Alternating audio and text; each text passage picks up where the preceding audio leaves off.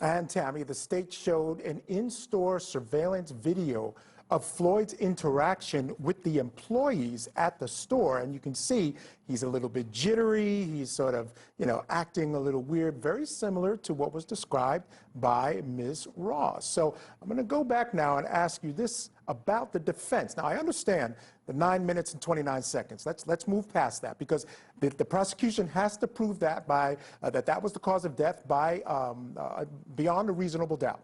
All the defense has to do is create a reasonable doubt that perhaps overdose might have been the cause of death. So right now we have testimony that we saw the white foam. We heard him saying he was taking drugs earlier. We know he was on drugs at the scene. We have the stomach ache, very similar to symptoms he had when he had the overdose. And I'm just wondering, building on all those things through these witnesses, do you think the defense is creating a chance here that this jury might have a hard time concluding whether it was an overdose or the knee on the neck that was a substantial factor in the death of George Floyd? The defense is doing their job. They're coming up with defenses for Derek Chauvin. Anything that can say that Derek Chauvin's knee and George Floyd's neck did not cause George Floyd's death. As far as the way Mr. Floyd was acting in the store, any number of things could have contributed to that. We've talked about already the pain that he had in his back, his neck, his stomach. Walking could be hindered by the pain. That doesn't necessarily mean that it's the drugs.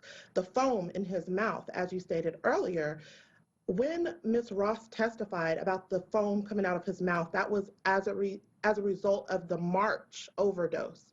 The foam that is claimed to have been seen in May with Mr. Chauvin's knee and George Floyd's neck, as the prosecution stated in their opening, that very well could have been attributed to the seizure that Mr. Floyd had right before he passed away, as Derek Chauvin's knee was in his neck. So the defense is doing their job. They're trying to chip away at anything to create the doubt. As you stated, the standard here is beyond a reasonable doubt.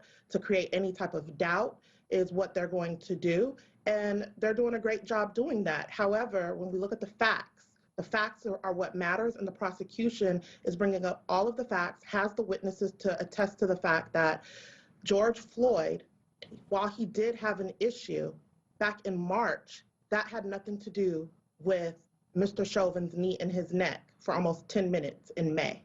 Now, that was just 2 months before that event. So you keep saying back in March. It was only 2 months, so you have to remember that. But I can say this. One thing that does work in favor of the prosecution is this idea that, in fact, that 9 minutes and 29 seconds of the knee on the neck is going to be very, very difficult to explain. Exactly. Absolutely. That's extremely difficult to overcome.